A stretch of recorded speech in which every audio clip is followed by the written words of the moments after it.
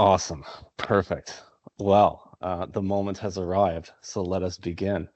Welcome. So I'm Alex, as I was introduced. Thank you very much.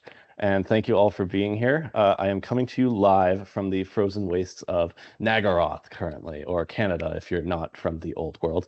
And I am going to talk to you about the new Dark Age, synthesizing historical understanding through Warhammer, as you can see right there. I have two introductions for you right now, actually, two introductions that I want to read. And apologies for the heresy, but I'm going to start with the non-Warhammer one first.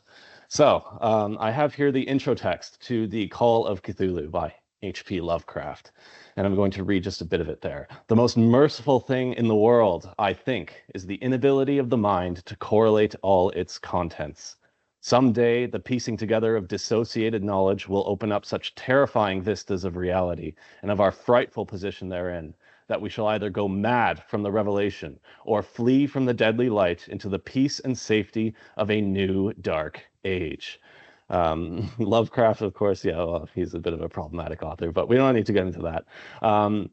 Talking about a new dark age. And very similarly, we have this other introduction, which may be more familiar to some of you present.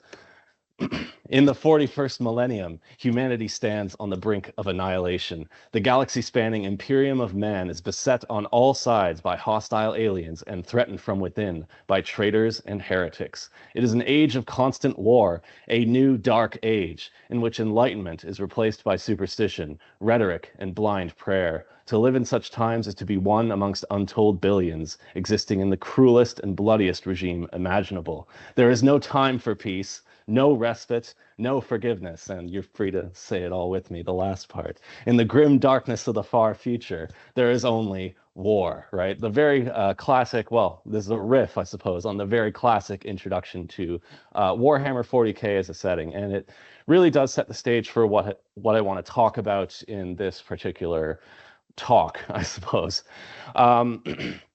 But before I get there, I have to kind of establish our groundwork here. So our first one is why history? Why history? I describe myself as a historian. As I said, that's what I study. That's what my degrees are in.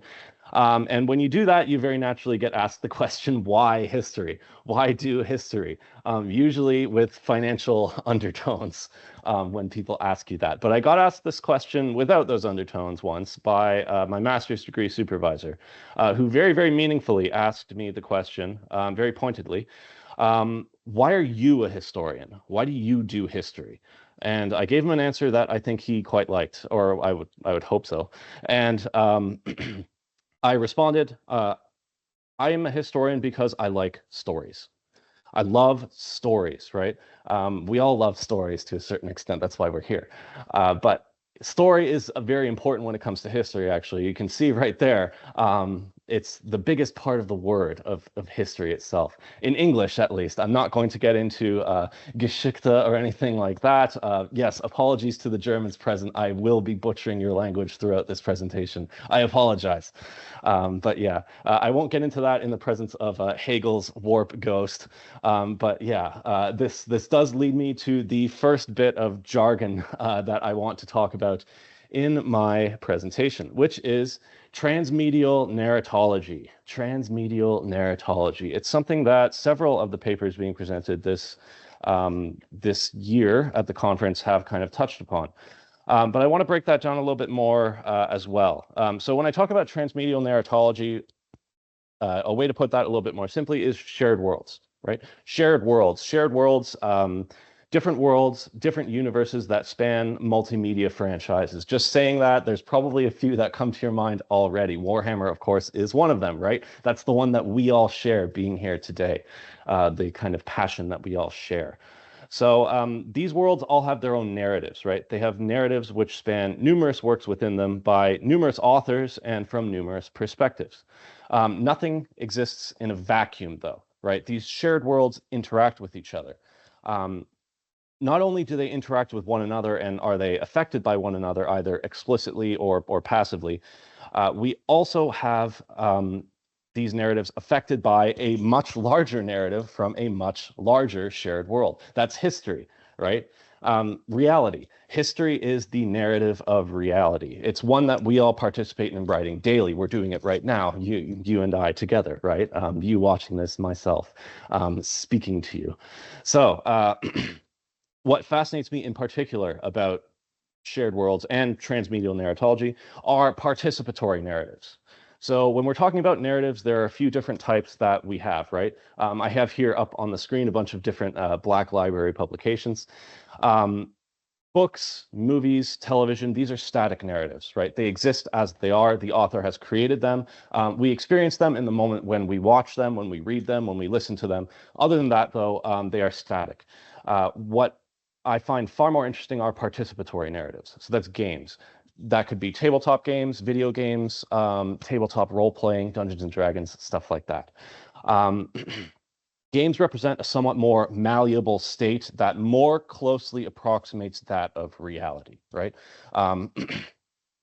So yeah, we have agency within reality, right? We have agency and we can act freely, as Hobbes says, but but not too freely. And you have agency within a game, but that agency is defined by the parameters of the game's rules, as well as the hard limits that are imposed by programming or processing capability, right? You have freedom of action in reality. In a game, you're limited by the structures of the game itself, of course. Warhammer presents a truly interesting case here, where we have decades of lore built up to the present, and then the structures to interact with and even shape that narrative ourselves to some degree. I think it's also not a coincidence either that we've seen an explosion in popularity of tabletop role-playing at the same time as we've seen Warhammer increase in popularity significantly. Dungeons and Dragons and role-playing games like this increasing is kind of a symptomatic, I suppose, of what, the increase in the meta consciousness of society. We'll see more of this over time, and I'll touch on that again later. So when you play a match of Warhammer, right, you're creating a narrative. It's your army versus your opponents. Dice are rolled, models fall, and a story takes shape. And the shape of that depends on you as a player, right? Like what you want to do with your army, with the game. Is it merely going to be the tale of two bundles of statistics colliding, or is it going to be the story of a storm-cast eternal at the edge of humanity, making one last desperate stand against the encroaching chaos? Whatever the case may be, as we play and as we create a narrative, large or small, we inhabit that shared world in that moment. I'm going to quote another philosopher and great German, however. When you stare into the abyss, right, the abyss stares back. Stare into the abyss, and the abyss stares back.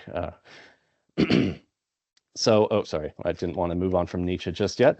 To put that another way, more pertinently for narrative, you are what you eat.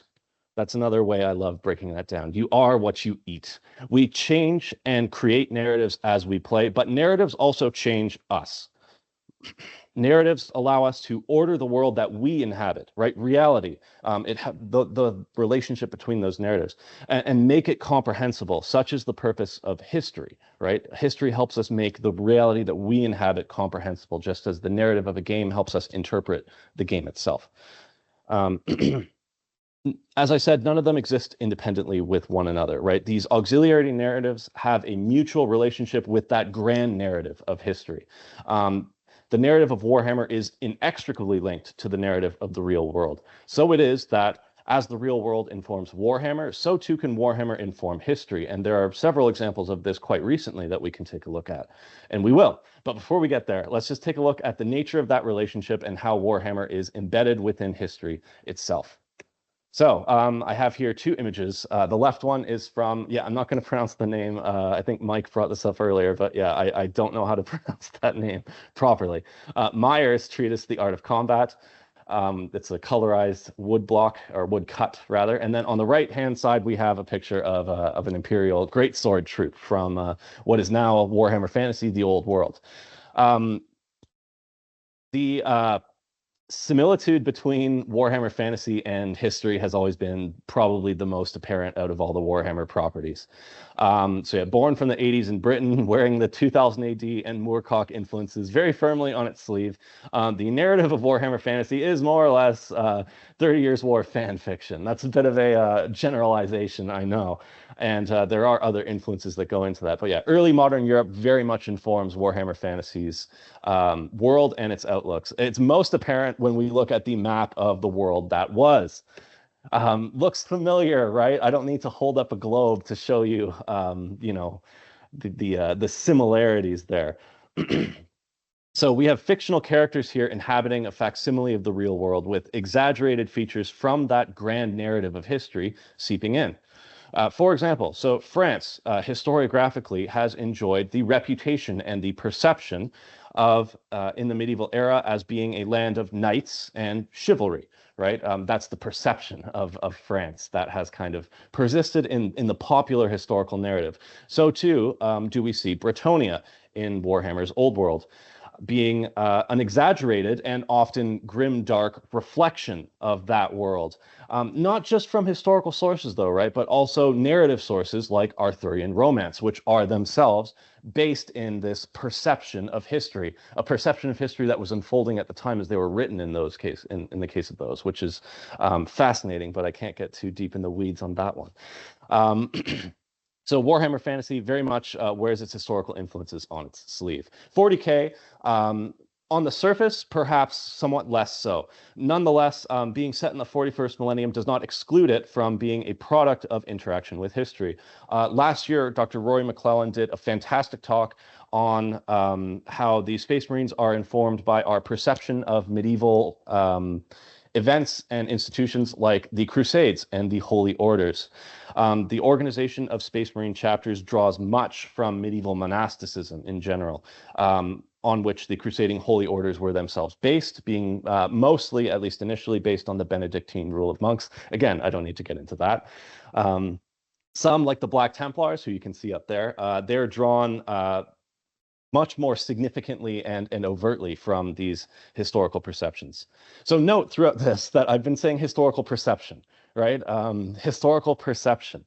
And I've been doing that quite deliberately. So we always only perceive history, right? We only perceive history. Even when we're living it right now, we only ever perceive history. In our post-truth age, even our otherwise reliable perceptions of current events can turn out to be inaccurate in an extremely rapid mass media environment. On the top left there, you're going to see a bit of artwork from 2022. I think most of the world, and Europe in particular, I'm sure, was kind of watching the events of the initial shots of the Ukrainian war. One of the stories that really made a bit of an impact in the media was the story of the Ghost of Kiev. If you don't remember, it was a story that major media outlets all over the world picked up and ran with, of this Ukrainian fighter pilot who downed 6, maybe 10 Russian fighters in the skies over the Ukrainian capital. And of course, this was a great propaganda boon for the Ukrainian government, and they ran with it too. Turned out several weeks later that didn't exist. This pilot did not exist. But, right, it was the value of that story as, or rather the value of it to people's beliefs that kept it alive in the public sphere, right? People wanted this story to be true. And so it persisted far longer than factuality could sustain it, really. You know, still kind of has a hold to a certain degree on the consciousness regarding that war. Don't worry, we'll go back to Ukraine for another one. But yeah, even historical narratives themselves, right, rise and fall over time as new evidence or fresher perspectives render them outmoded. So at one time, we have on the right here, Edward Gibbon, who I have no nice things to say about. At one point, he was considered to have a definitive account of Rome's fall. But modern scholarship would debate the idea of an apocalyptic collapse of the empire in the first place, among the many, many, many other problematic elements of his narrative, right? More up-to-date current research and perspective on this issue has rendered his work in perspective as a relic of its time. This leads us to the idea of an epochal episteme, what Michel Foucault calls an epochal episteme, or I don't know, I think maybe, yeah, just episteme. But anyways, in the order of things, one of his foundational works, he defines episteme as that in which knowledge, envisaged apart from all criteria, having reference to its rational value or to its objective forms, grounds its positivity and thereby manifests a history which is not that of its growing perfection, but rather that of its conditions of possibility. Right? Nothing exists independently of anything else, right? Our histories that we write are not objective. They're always grounded in our time, what we are doing, right? An episteme in that sense is a paradigm for an entire age. So a stained glass window, right? When the light shines through a stained glass window, it's filtered and the window affects the light which passes through it. So too is our historical perception, right? Affected by our circumstances. Um, our historical perceptions and historical understandings are mediated by the conditions of the age that we inhabit. So nor is there one sole episteme or Weltgeist which affects us. Just as we inhabit many shared worlds and consume many narratives, so too are we then exposed to the features of those epistemes, which are ossified within those narratives, right? Just as Gibbon's work is no longer useful as a straight history of the Roman Empire, it is useful as a relic of the historiography of that time, how people viewed history then, or how he viewed history then, because he was even controversial at that time. But enough about Gibbon. Narrative itself is a historical artifact, right? The second it is recorded. Right now, right, my words are a snapshot of this singular moment in time of me writing this paper and performing it in front of you, right? This is now a relic of this particular moment. Preserved in this moment are the traces and archaea of my circumstances as I've created this thing. So any narrative then can act as this sort of relic, and Warhammer is no different. But it and the other shared worlds are unique among narratives in their vitality and constant growth. The nature of a shared world with multiple authors working in it means that there is, yeah, there is always a life to these things that kind of grows beyond the initial circumstances of their creation. And a lot of the other presenters this week have talked about various aspects of that as well. So we have multiple ways in which things are added to this universe, right? We have the official channels with the Black Library and their publications. And then we have unofficial channels, right? There is fan fiction, there is fan art.